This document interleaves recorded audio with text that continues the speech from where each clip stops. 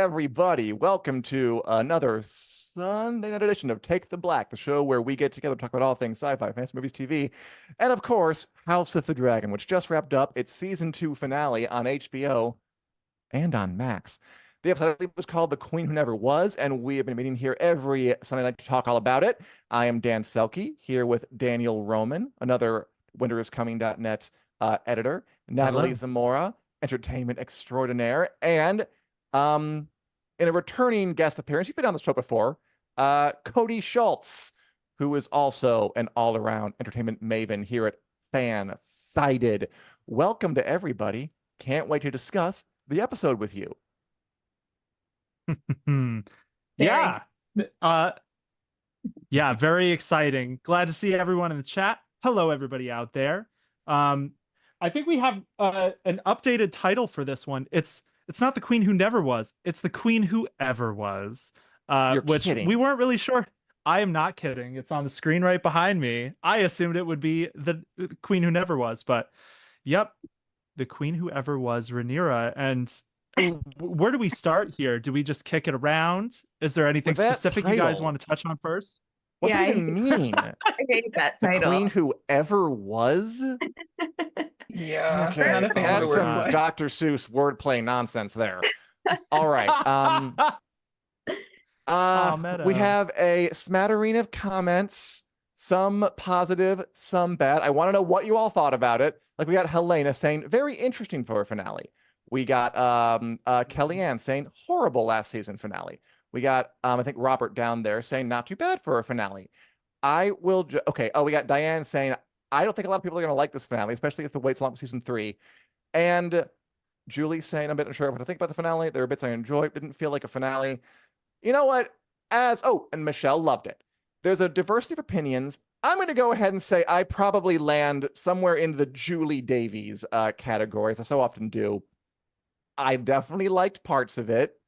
I was a little underwhelmed by the lack of payoff, and I have some thematic, really navel-gazy problems I'll get into later.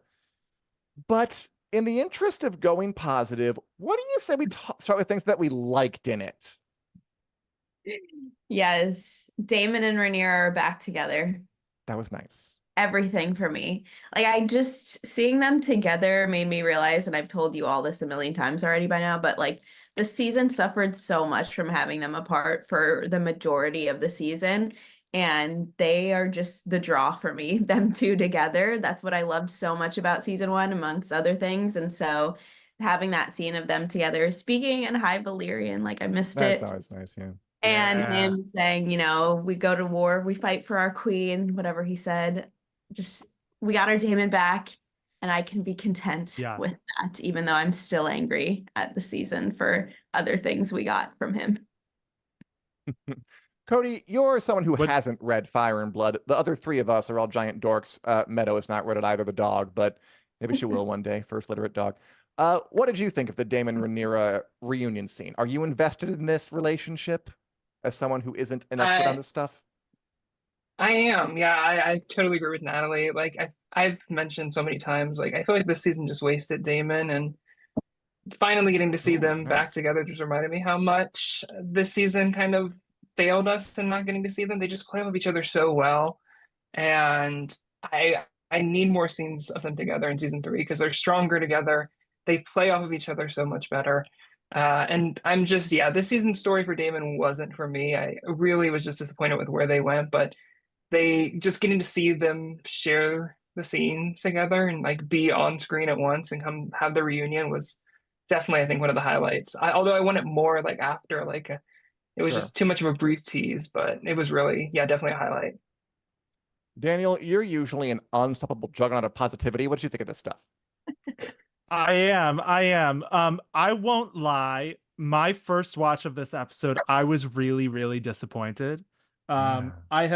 I enjoyed it more on this second watch. I think a big part of that is the trailer. I think committed one of my all-time biggest pet peeves for trailers, which is that the trailer used a bunch of scenes from the end of the episode as the start of the trailer, which is like really, really misleading because it basically like the trailer was basically a trailer for season 3 more than it was really a trailer for this episode, and that's something that Yeah. bothers me.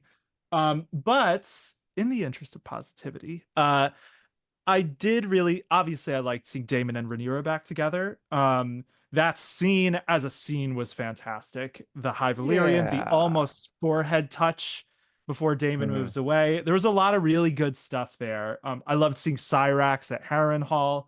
I do think this season as a whole, I've kind of realized since watching it now that like it was kind of originally pitched as like now the war is starting, when really this season is about how they all gather armies to go to war. So like the season is how this is how we gather armies and the emotional toll of that.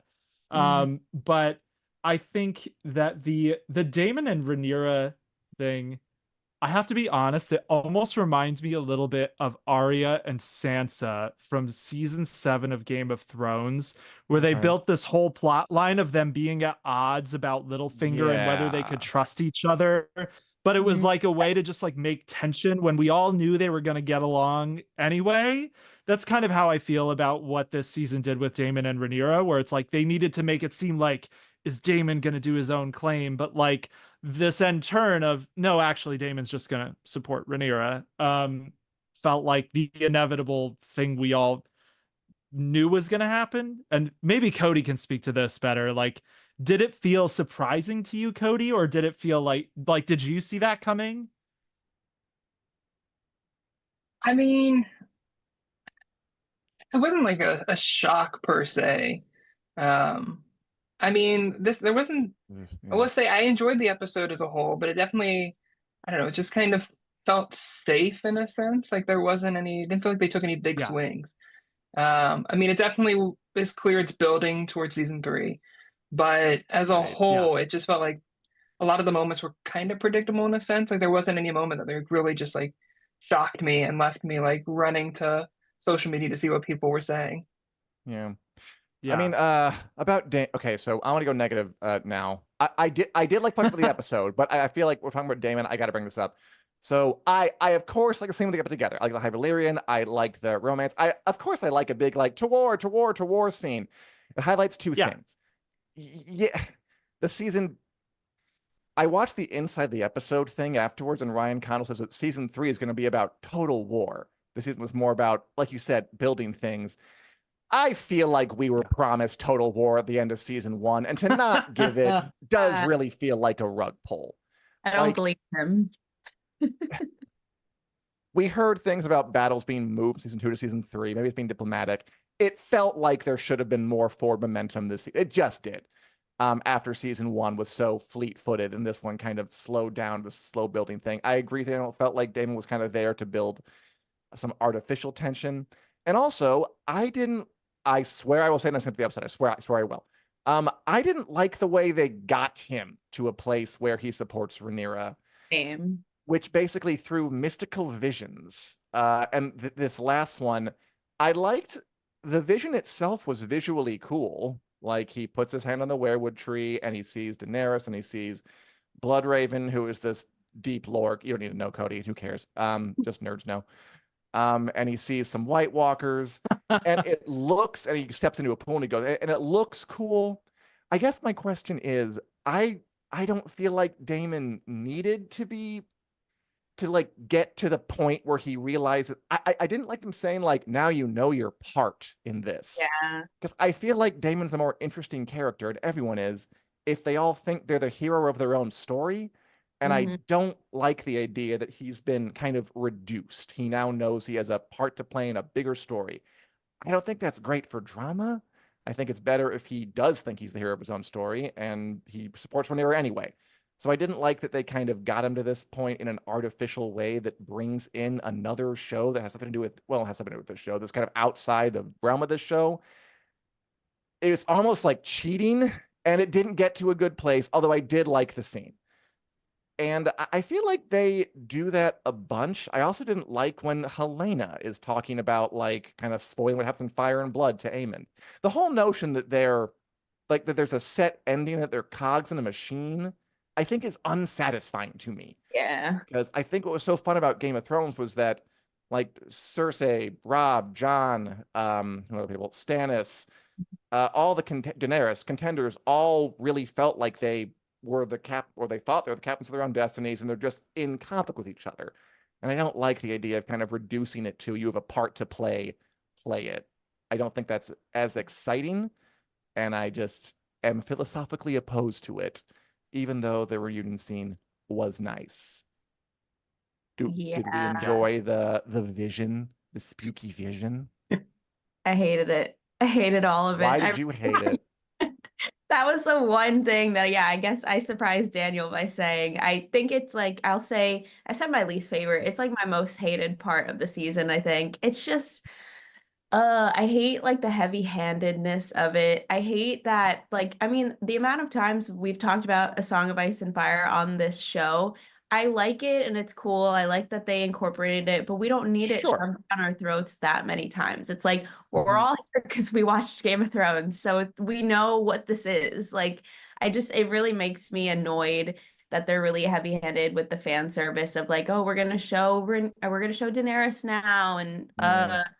it just really, really annoys me. And yeah, I agree that it's just like forcing, like, here's your part in the story. And it's just, I Yeah. feel like I'd like things to be more like vague Organic. and Mhm. yeah, organic, and just kind of like you make your own interpretation. Why did they do this? Why Yeah. did they think that way? But no, this is like spoon feeding. It's because you're all part of the Song of Ice and Fire that's going to happen in 200 years. And it's like, it really bothers me. And I honestly just didn't think it looked good either. I felt it just That was looked kind of cool. cheesy and I didn't like it at all.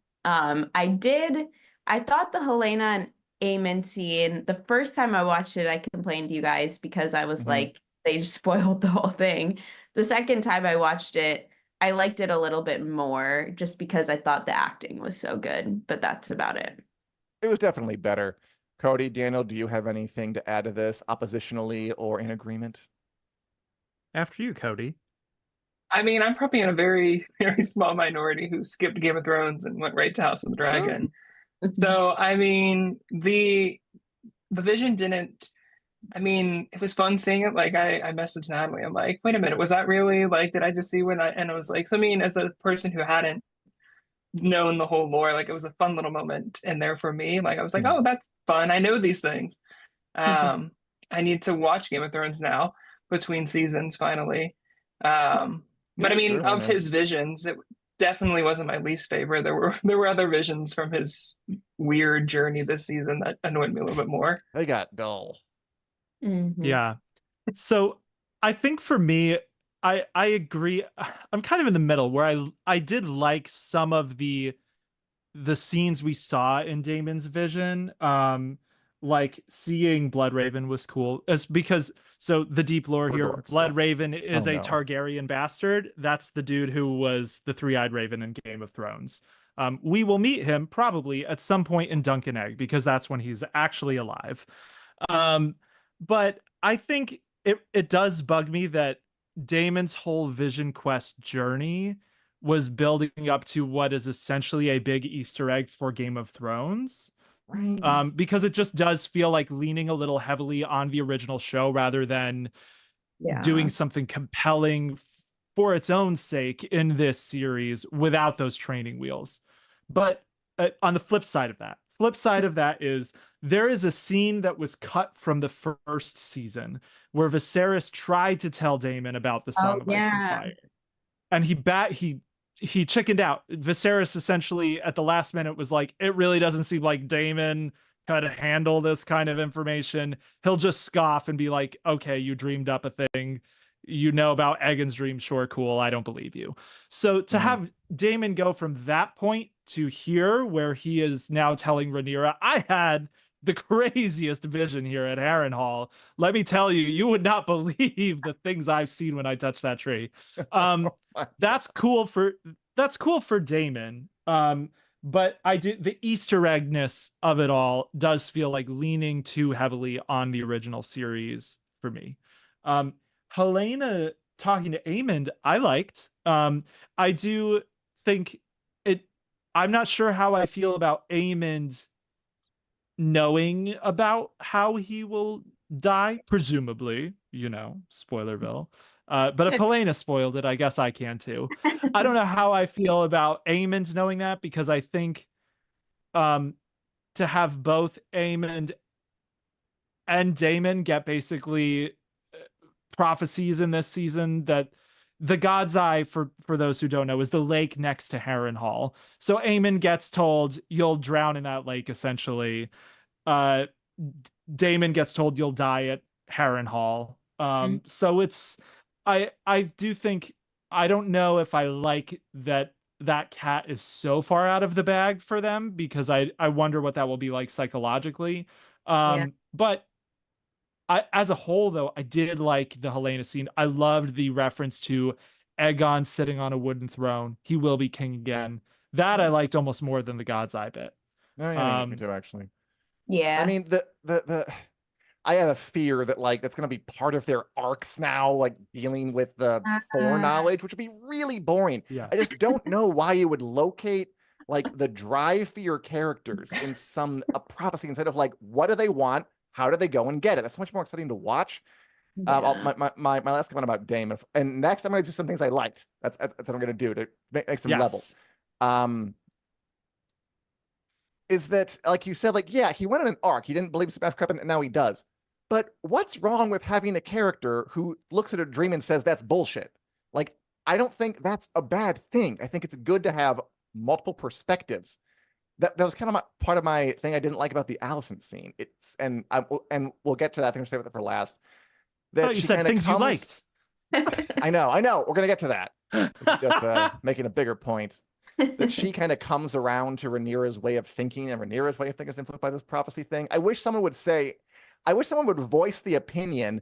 What do you mean you want to rule the Seven Kingdoms because of a dream? What are you, nuts? Like, I think that would be really good for the show to say that there are other points of view to take on this. We don't have to believe it. Okay, some things I did like. I liked some stuff. I liked the scene with Alan of Hull getting angry at Corlys Velaryon on the dock, because he's been, that was one of my favorites, this dour, stern character the whole time, which I was kind of getting tiresome.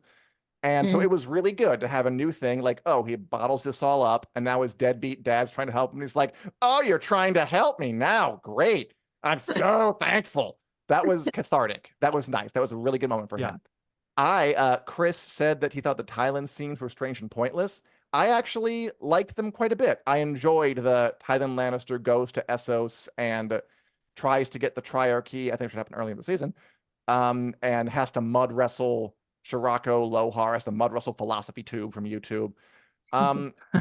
It was kind of goofy and out there, but I think levels are good. Like, sometimes this show is just too straightforward, dour the whole way through. And Game of Thrones broke stuff up. So I liked that we had some dour, gloomy stuff, and then we had this kind of loopy subplot with a monkey and a gender non-conforming pirate captain who wants Lannister to sleep with their wives.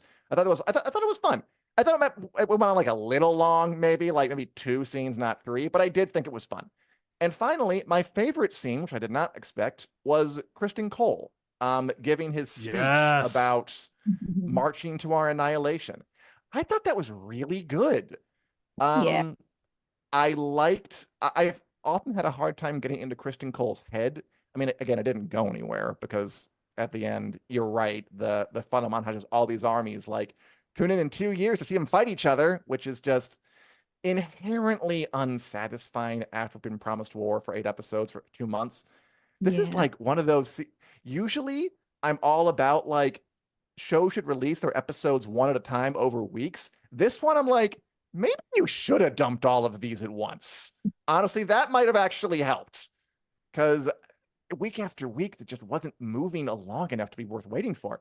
But anyway, I thought that told me a lot about Kristen, his nihilism, his kind of fatalism, the way he has lots of reasons to feel ashamed and crappy about himself. And he's like, yeah, I feel sucky all the time, and I think death will be a relief. Don't you, Gawain? And Gawain's like, oh God, the guy commanding our army has a death wish. Super. I thought that was really good. I also like and the show has like this Shakespearean faux dialogue thing it does a lot. And Mhm. sometimes I want him to speak English, but that time I thought it was actually kind of poetic and nice, like the dragons dance and then a dust under their feet. I'm like, ooh, here come the chills. So those are some things I liked. Comments, thoughts, queries? Yeah, I mean, I kind of agree with Chris though on the Thailand scenes. I think they kind of felt out of place in the finale. I was a little bored by them myself. I think if they'd come in like a different episode, it would have made more sense, Yes, but I do agree with that. it felt like they just didn't add much to the finale. I would have rather been spending time with like other characters doing impactful things, and they felt like they could have been slotted in at any point, honestly. Um, but I've written a few pieces about Christian Cole, and his scene definitely I really enjoyed it. It it was a fun moment for that one scene that we got really for him in the finale. Imagine how much better the episode would have been if it ended with like Kristen Cole and Godwin doing something about like confronting somebody. Would have been like taken to the next level. Natalie, did this flip your I opinion on know. Kristen Cole? Are you a believer? No, but I did not mind it at all. I thought it was a good scene. I told Cody, I was like, he's finally not insufferable. Like it was actually something Yeah. all right, you're being honest. I will say, I know we'll talk about Alicent and Rhaenyra, but I thought it was interesting, kind of like the parallel. Alicent and Kristen are both like, I give up. I did the wrong thing and I am not honorable anymore and my life is over. Thought that was funny. Kind of Mhm. hilarious that both Alicent and Kristen at different points of time have said to Rhaenyra, "Come with me. Let's Yeah. run away together." Because everyone Like loves if Rhaenyra. if they could have just said it to each other, they could be off selling oranges in Dorne by now or something, Yeah. Alicent and Kristen. Yeah, so I Kristen Cole is so interesting to me because he is like was one of the most loathsome characters on the show. Everyone hates Kristen. Sorry, Cody. Yes. Most everyone hates Kristen. Um, but I think Kristen, so his scene is my favorite scene of the episode. Mhm. I think that he has maybe one of the most interesting arcs of the whole season because he just starts off being really irresponsible at his position as Lord Commander, like got one of the royal princes killed because he didn't assign a protector to the queen because he was busy banging the queen dowager. Like to go Yeah. from that to like the nihilistic worldview of like I've seen some things and I'm just haunted by the prospect that we are dust beneath the dragon's feet. Like that is Ooh, I it. got chills It's right a now. really compelling arc for Kristen. It's also interestingly one of the closest to the source material of anyone in the season. They basically just fleshed out the emotional toll of what Kristen would Mhm. go through, but he's pretty faithful to what he does in the book. I also really love that Alan of Hull scene you talked about, Dan. I Mhm. get chills watching that scene. There's a line like, "Now you give me the crumbs of Yeah, your that's good. That was favor," good. and it's like, whoo, they cooked when they wrote that. And Um, it worked I better because he'd been so stern and silent the entire time. Like there was finally an yes, eruption. yeah, So I'll give him credit for that. Sometimes putting things off can work, but maybe not yeah. entire battle I scene. think Thailand is kind of interesting because it's kind of indicative of a season-wide problem. I feel this way about Rhaena too. Rhaena, who is Oh, the I know. officially the Gendry Baratheon of this show, she's um, just running for a whole ass episode. Yeah. Um, this felt like, you know, back when HBO first announced that House of the Dragon season 2 was going to be 8 episodes instead of 10, they stressed this was a story driven cut. This choice was driven by story. And then Yeah, we got a hint from Sarah Hess, who's one of the writers and executive producers on this show, told Entertainment Weekly right before it aired, well, it wasn't really our choice about making it 8 episodes.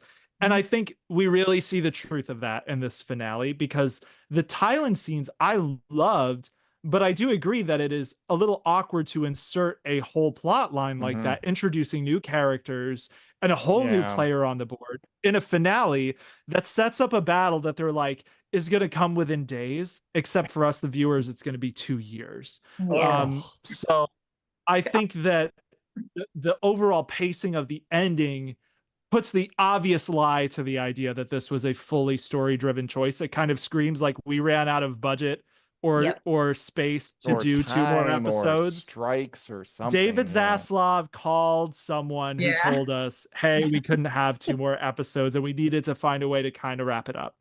Yeah, they're not And fooling HBO anybody. knew this. They obviously knew it because look at the footage they used for the trailer. That was Yep. from the final freaking montage of the season. So that I have some pretty big reservations about. Alicent, can we talk about Alicent and Rhaenyra? Because Uh, I'll be honest, yes.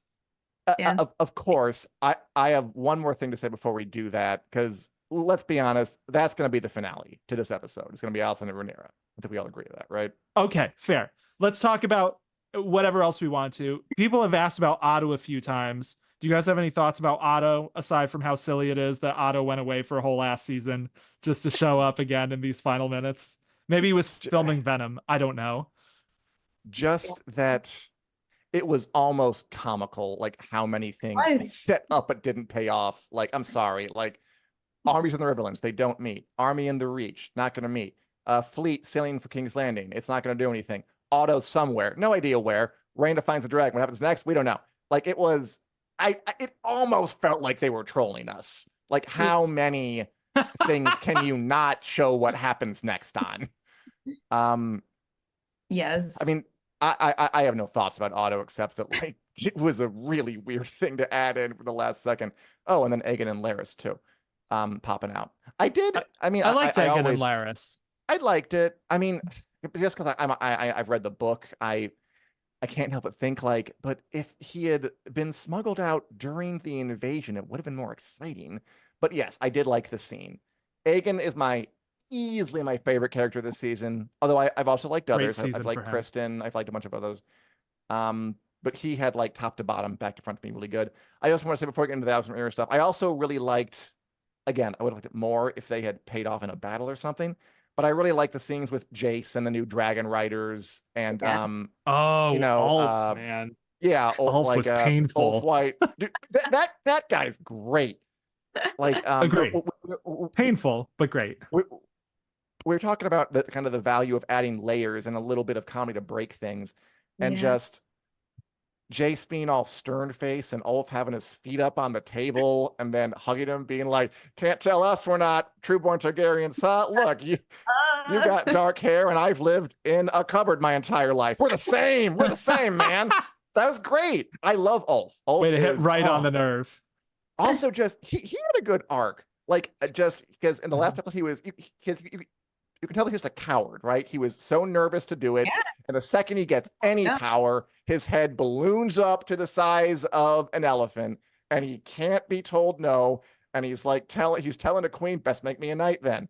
Like this, like a couple of days after he was like, "No, I can't do it. My ACL is torn. I can't ride a dragon. Sorry, it's too bad." He was great, and I love someone adding that kind of level and layer to it. Again, it didn't really go anywhere because the last thing we see of them is them suiting up, and I'm like, sure, that sure looks exciting. But I did enjoy watching the scenes of the Dragon Riders interact, and that's the last thing I'll say before Rhaenyra and Daemon. Any of Rhaenyra and Alicent, anything else you guys want to add about anything before we get into the climax? With the I have a couple. You guys want to go? I was just gonna say real quick, with the montage ending, I actually really enjoyed it, but I would have loved Sure. it if we had one more episode. Yes. If we had the Battle Agreed. of the Gullet, the last episode, that's all I need. Like that would have been so perfect. Yes. Because I Would've thought been it great. was really like exciting, and Mhm. Otto, I just laughed out loud. Like I was just like, all right, so many things are happening. And the music is fantastic. Like I felt like it was Wonderful music. a great setup, but yeah, Yes. the fact that we have to wait 2 years is stupid. Okay, carry on. Yeah, I know. I agree with you, Natalie, that the montage felt like the penultimate episode type montage. Like we should be getting a Yes, it did. finale after this. Like that's what it felt like. Or like a mid-season finale. Like it didn't feel like that should have been the ending for this Yeah. season. Like as much as we were building this season, we needed to end with some kind of epic conclusion. Like it just yes, we know what's coming in season 3, but it's like we deserved something in this season. Like it felt unfinished. It felt like very much penultimate. So I completely agree with you. Like I love the montage. The music was amazing. Like it got you like amped, but then you're like, oh wait, I'm not getting an episode next week. I'm waiting 2 years now to find out what finally happens. And I hope they've really set the bar high for themselves. So like we are going to be expecting a big payoff in the season 3 premiere. Someone, Julie, Yeah. our longtime viewer, Julie, by the way, Cody says that she loves your collection. So kudos on that. Also, just before we get to Daniel, some Yes. commenter way down there said, I think it's a perfect metaphor that season 2 felt like 8 episodes of foreplay and no orgasm. I'm sorry, Working Blue. That does feel pretty apropos. I'm sorry. That's right perfect. Whoever said that, aces. Daniel. Yeah. Yeah, it's hard because they did kind of lean on the sowing of the seeds to be their penultimate thing, and I That's loved that episode. Mhm. It is exactly. That episode is fantastic. I think it's probably the best episode of Dragons that has ever been on television, like Yeah. full stop ever. But it didn't feel like a penultimate Thrones episode, like, Yeah. even thinking back to Mhm. season 1 of this show, where we had episode 8 was kind of the penultimate episode. That was King Viserys dying, and then the Green Coup, and then stuff like that. So yeah, I think I agree with everything you all are saying about this. Really isn't a bad episode. It's just bad as a finale, is kind of how I feel. Yes, um, yeah. Something So happened behind the scenes. Something happened. I don't I care if think they're that is like, it certainly was a true. creative decision. Keep spinning, It Ryan wasn't. Condal. You Yeah. keep spinning that PR. Bless He is you. walking the line. Mhm. A few things. So my thought on where Otto is. One, I laughed out loud too when I saw Otto, just because it was so random. It's also very far off book what's Yeah. happening with Otto, which I know won't matter to some people. But so Otto basically just chills in King's Landing until his story ends. Which is not too long from now, without going down the rabbit hole. So it is a weird choice to have Otto imprisoned. My best guess about who is holding Otto is that it's the Beesberries, which I think would be hilarious if that's true. Like, justice for Lyman Beesbury. That's the old dude who Kristen smashed his head during the Green Council coup. Because we found out in this season that the Beesberries are warring against the Hightowers for justice for Lyman, but we never actually found out how they found out that Lyman Beesbury was killed. So maybe they got that information from Otto. I think, yeah, this episode, I'm losing my train of thought here, but it was a decent episode, but not a great finale. So Yeah. it's going to be a hard next 2 years. It's weird to go from episode 7, which I watched a whole bunch of times, to this episode where, like, I was real mad. So you guys in the chat, you're doing great to not be totally incensed, because when I watched this for the first time a day or two ago, I was really mad by some of the decisions and how they ended it. So I mean, again, yeah. everyone has different perspectives. There's no right or wrong way to interpret this. If you loved it, I'm happy you loved it, and I'm jealous of you. So I feel like yes. I remembered my thought, which I'm going to give us a silver lining here. Okay. I honestly, I was afraid that they were going to rush a major event from what will now be season 3. There's one involving Rhaenyra. There's the Battle of the Gullet. I thought they might try to cram one of those in at the end of the episode, and honestly, I was nervous it would have sucked if they did that. So the one silver lining to this is the season ended much earlier in the story from the book than I expected, and I think that, like, 5 seasons feels very likely at this point. I would be surprised if this show doesn't go for 5 seasons now, because of how they've kind of shown they're willing to slow things down and put a lot of effort into doing them rather than rush to hit all the beats. Which is we can argue whether that's a good choice or not, because the overall pacing of the season suffered for it. Yeah, like, I'm sorry, like, could be a bad the choice. risk there is if you slow things down because you want to get more seasons, but the seasons themselves are less entertaining, fewer people watch, and then you Cool. don't have the audience to support more seasons. Like Yeah. there is That is the risk. Yeah. a business irony here. And honestly, after this episode, I'm a little afraid folk are not going to wait 2 years to see what happens next, or at least we'll be checked out by that point. So I feel like in place of a big orgasmic battle climax, they gave us the Alicent and Rhaenyra scene. So let's finally dive into that. Alicent Let's do it. is upset with how Aemon's handling things. She becomes like the 300th person to travel from King's Landing to Dragonstone this season. Yeah. Even though they're at war and just I'll ignore that. They even like drew attention to it where Aemon was like, make sure no boats can leave the harbor, which Yeah. is like, you're going to do that and then you're going to just have her do it anyway? Okay, fine, whatever, guys. Clearly it doesn't matter. Oh, And then point. she goes there. She basically turns her cloak more or less and says, I invite you to come into the city. Aemon sucks. I want the war to end. If you sit the throne, it'll hopefully have a better chance of ending. And Rhaenyra's like, okay, but we got to kill your son. She's like, okay, fine. Aegon, who is now gone. Okay, so Cody, I want to ask you first, as someone who doesn't have the kind of the book perspective, what did you make of this scene? I mean, I really love this scene. I Good. honestly, I just love whenever Alicent and Rhaenyra are together. Like Olivia and Emma just play off of each other so well, and like their dynamic, I just love every time they get like a scene together. And I've said it before, like Alicent she serves space. Like she just every scene, like she just tells so much like, with her It's very, very expressions, good. and like Yeah. I love Olivia. I'm kind of unapologetically like an Alicent supporter, even when she's doing questionable things. Like I just love her character, and I can't fully justify it at times. But it was an unexpected scene just to get to see them come together, and I enjoyed it.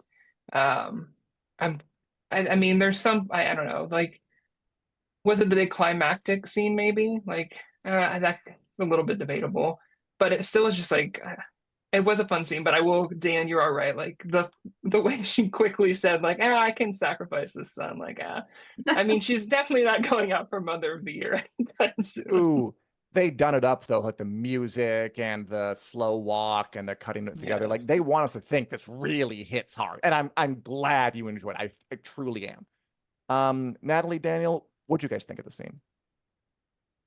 I I feel you, didn't Natalie. I didn't dislike it. Honestly, I disliked the Sister Act reunion, the first one, more than this Mhm. one. That one seemed a little bit more ridiculous to me, just like the Yeah. septa outfit and all that. Like, I don't know. But I think there are a lot of things that I've just come to accept, issues I had with the season that I came to accept before the finale. So this didn't bother me that much.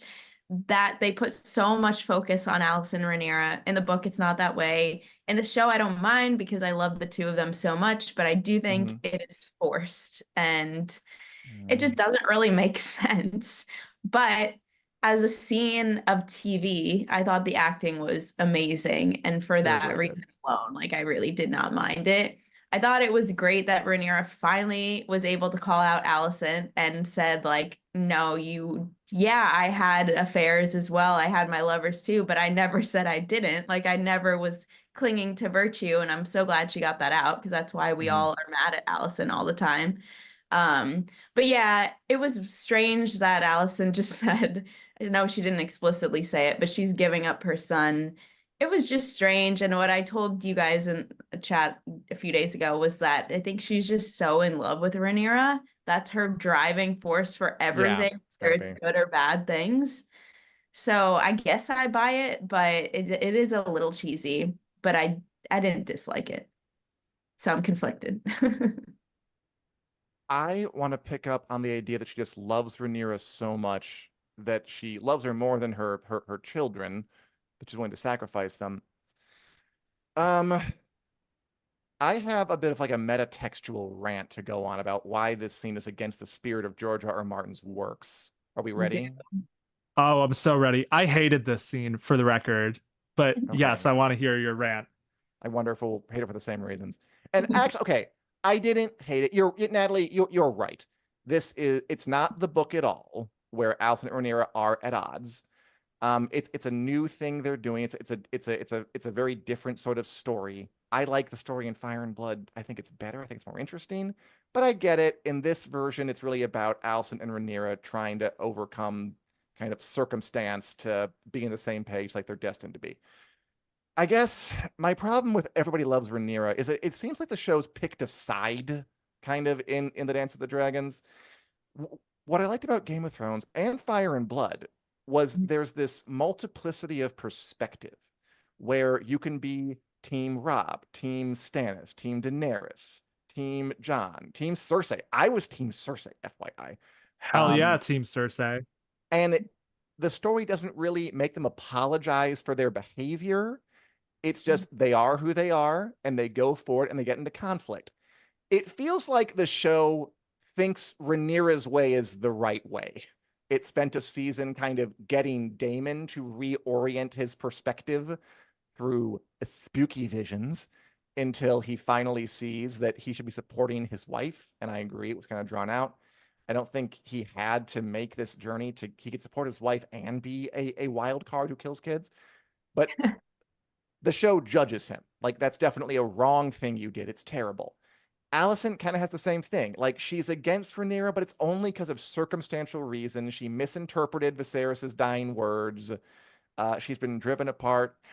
The first season, I believed that like Alicent was like feeling all of these.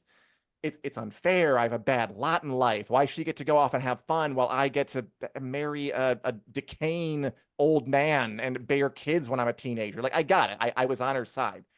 And this season was kind of about, again, like making Alicent see the light that Rhaenyra is the right way to go. Daemon literally saw Rhaenyra in like a heavenly glow on the Iron Throne in his vision. Like, it couldn't have been any more clear. So she comes around and says, like, you can do it. You make the better queen. And I just find this kind of flattening less interesting than what Martin usually does, which is kind of show us these are people. This is what they all believe. It might be right or wrong depending on your perspective, and then they fight. I don't like the show kind of pushing this. There is a correct claimant to the throne, and if you're not on their side, you're on the wrong side. That's why I like Aegon so much in it, because I feel like he's really the only one who's kind of got light and dark battling in him. Like, he is a third option, and I'm voting third party for this particular show right now for Aegon, because he's not really either of their teams. He wants to be able to rebuild it. Good for him. So, and it did feel a little. I wish they were in conflict with each other, not everyone drawn into Rhaenyra's orbit. And before I turn it over, can I say something that I think is going to be kind of controversial? Do it. Reading interviews and with the producers and what they've said, I feel like part of the reason they rewrote the story this way is because they want to, and I think this is a good goal, to kind of shine a light on how patriarchy can kind of push people away, can make women in power in particular kind of go at each other's throats. When otherwise, even though they're the best people in the room for the job, they're kind of get seduced by the dark side of it, and they have no choice because they're stuck in the system. I think it's a good point to make. I think the show has made it strongly. But it results in this thing where, like, the women can't be in conflict with one another. And I'd go so far as to say, I almost think that's sexist. The idea that the women are always the ones who are advocating for the small folk, who never have hate in their heart, who never want to do violence, and just as if women can't be in conflict with each other, as if they can't be ambitious, as if they can't be avaricious, as if they can't be greedy or power hungry, and as if there isn't kind of a lot of fun in watching that and a lot of truth to it. I think good intentions may have led them down a bit of a boring path. When I think this scene kind of shows me why. I didn't hate the scene as in terms of it's a new story and I'll just go with it. It's not the book anymore. And that's kind of my thoughts on just the kind of behind the scenes things of what's kind of bugging me on a higher level. I think that's really fair. That crap. I mean, I think that's really fair, honestly. Because I'm not going to go into spoilers. And actually, the reason I dislike this scene has nothing to do with the source material. But I will say that I do think Ryan Condal, the showrunner, has pretty explicitly said we wrote scenes like this one, like the Sister Act scene, because we knew people would want to see Rhaenyra and Alicent together. And I Okay. think that kind of speaks to a little bit of a cowardice to keep them apart long enough that we really want them to be back together because they gave it to us so upfront. Like thinking about Game of Thrones, like some of the best reunions on that show were because characters had been apart for like 4 seasons, and then when they see each other again, it is just like it tears your heart in half. Yeah. I'm thinking of like Jon and Sansa. Like I cried. I'll admit it. I'm not ashamed. I'm a man. I can cry at television. Um, Oh, Jon and I totally Sansa, cried. like that was a beautiful scene. And I think House of the Dragon has done itself a disservice a little bit because so there is an event coming up down the pike, which will eventually see Alicent and Rhaenyra spending quite a lot of time together. And because the show has taken the route this season of having them reunite a few times, it's going to hit a lot less well than it would have, I think, because they've already front loaded us getting to see them more. So that's my thought about it as a source material thing. The reason I really didn't like this scene as a capstone to the second season, I think it's almost indicative of the show, one of the show's big problems, which is creating artificial tension.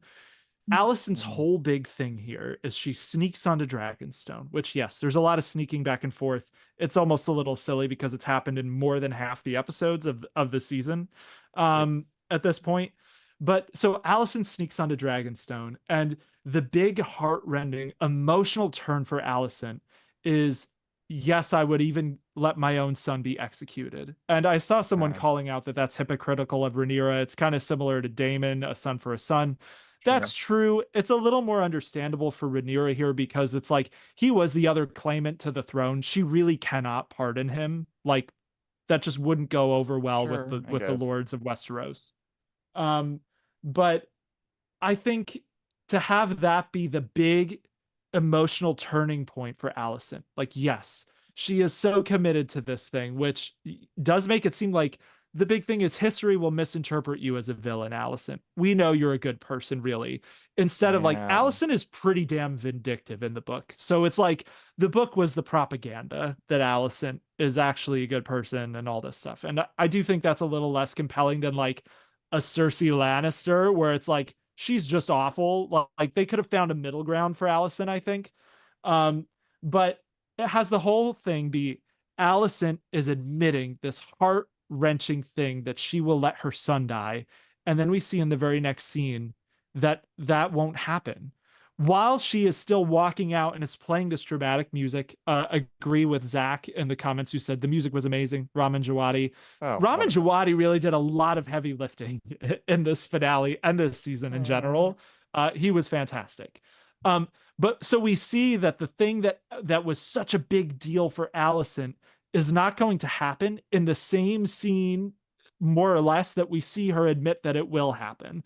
And I think that that's kind of bad storytelling, honestly. Like, I think that that is robbing the main, the climactic final scene of the Mhm. season's big emotional turn. It's robbing it of the tension in the same exact scene. And I just don't think that that is very compelling personally. So that was my biggest problem with it, more so than any actual changes. Lack of dramatic tension. Cody, Yeah. Natalie, what do you make of all this stuff?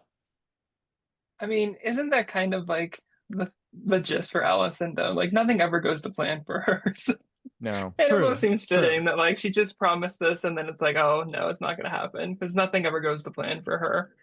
That I never will does. say the final shots where we see like Allison looking out on like the cliff and then we see Rhaenyra, like I love the those shots just were Yeah. beautiful. Like this is a shot Yes. and they played so well with the music.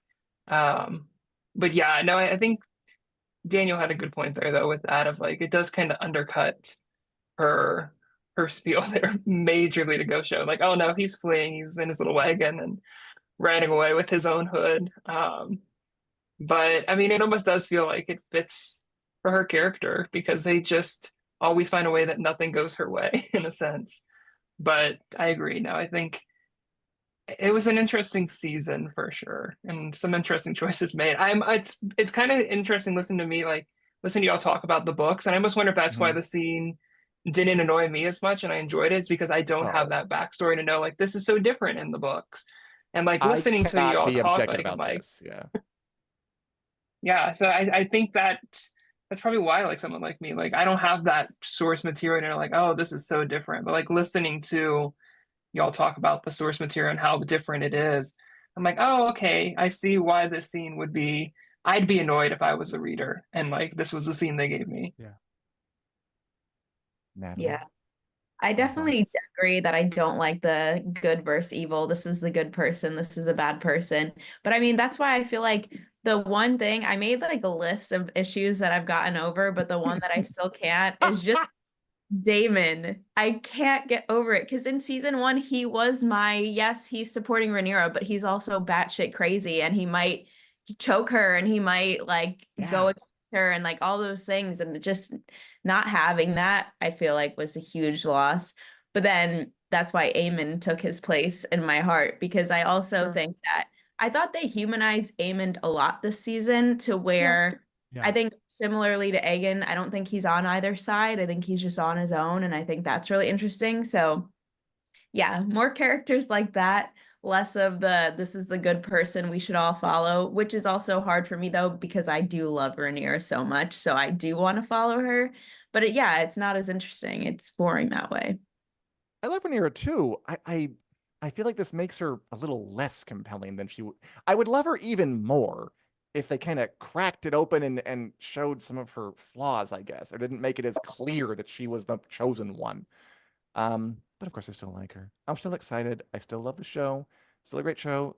Commendations for everybody who made it, cast and crew. Um, Yeah. this. Let me have anything else I want to say before we sign off. Um, yeah, I just want to respond to so Billy in the chat says this was an inoffensively bad season. Not Game of Thrones season 8 bad, but definitely on the lower end of the GOT universe. I think this this is one of the shitty things about bad endings. I really liked the season as a whole. There was a lot of good stuff on it. Rook's Rest is an incredible episode. I Right. think like up there with any of the best episodes of Game Sure. of Thrones. But I do Quality. think this season is kind of going to become the poster child for why the 8 episodes 2 year gap is not a great model. And I don't want to root against House of the Dragon, but I hope that someone in some power position who can make decisions about this stuff sees that this was a bad choice and can adjust to it, because I do think it really did this season a disservice. And I don't think we would be having we'd have some of the same reservations, but I don't think they would be anywhere near as bad if we had another episode or two, like full Yeah, stop. I agree. And it also makes like a, episode with a misstep or two hits a lot worse when you only have 8 instead of 10. So having a slower episode where less happens, like Regent, the 5th episode, feels a little less egregious when you have 10 episodes instead of 8, and one of your episodes is going to end with 2 people having a conversation in a very muted way. Yeah. So yeah, I really really liked this season. I don't think it's like a bad season of television whatsoever, No. but I think the PR for this finale really dropped the ball and did a bad job of setting expectations. And we'll get over it at some point. Good thing we have a Night of the Seven Kingdoms coming in 2025, the next Game of How Thrones exciting. spinoff. Yes. I like Julie's comment here, and Julie, I think we should end on her comments since she is infallible. Come on, I had some really good stuff in there too. Let's not forget that. I'll list some things that I really Fully loved about agree. the season here to lift us up on a high note. I loved Aegon top the front. What an arc he had, like from kind of What an arc. shallow brat king to disabled can't pee right hopeful returning king. Kristen Cole, really, I did not expect it. He rose my estimation a lot. I really enjoyed his stuff. Yeah. Battle of Orcs Rest, amazing. The Dragon Seeds, great. A lot of good minor characters. I love Sir Simon Strong. I loved Ulf White. I really ended up liking Hugh Hammer. A lot of like smaller ones they really brought in. A lot of juicy, good stuff. And that final Daemon and Rhaenyra scene, I mean, there's something powerful about Matt Smith pumping his fist with a sword in his hand in the war. The last montage was great. I wish it was coming faster, but I can't gainsay the wonderful stuff we did get. So congrats to the House of the Dragon casting crew. Congrats to Coda the cat, who is now in Daniel's lap. Thanks everybody here for coming every Sunday to listen to us. Thanks to Natalie and Cody for joining the podcast.